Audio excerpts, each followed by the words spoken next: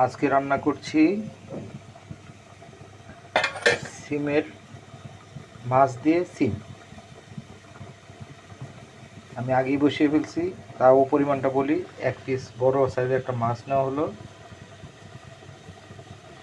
তারপরে মাছের পিস, তারপর এটার মধ্যে পরিমাণ মতো সামান্য পরিমাণে হলুদ, সামান্য পরিমাণে মরিচ, বাট সামান্য ঠিক ডাবল পরিমাণে ধনিয়া গুঁড়া দিয়ে, লবণ দিয়ে, কাঁচামরিচ 4-5 টুকরা কাঁচামরিচ কেটে দিয়ে এটাকে কষানো হচ্ছে।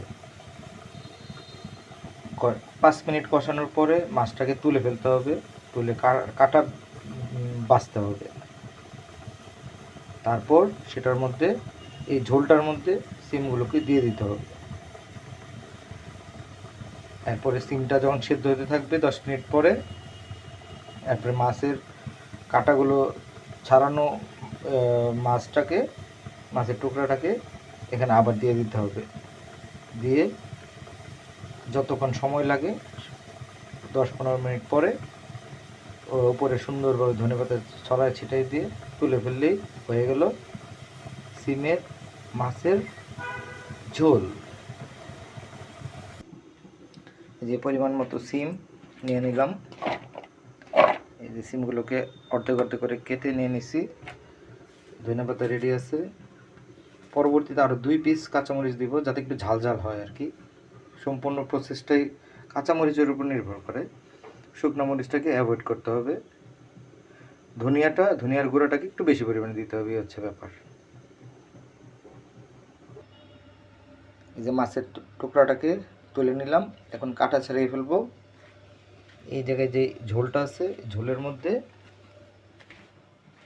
এই সিমগুলোকে এখন ঢেলে দিব। বিসমিল্লাহ।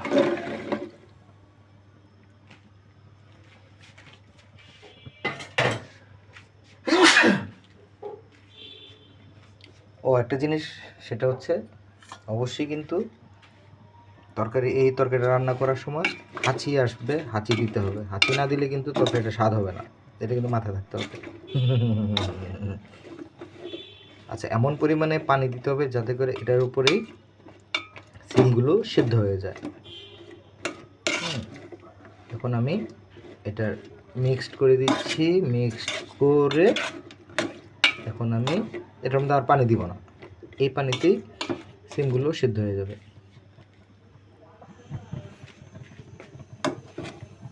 এখন এটাকে আবার আমি ঢেকে দেব।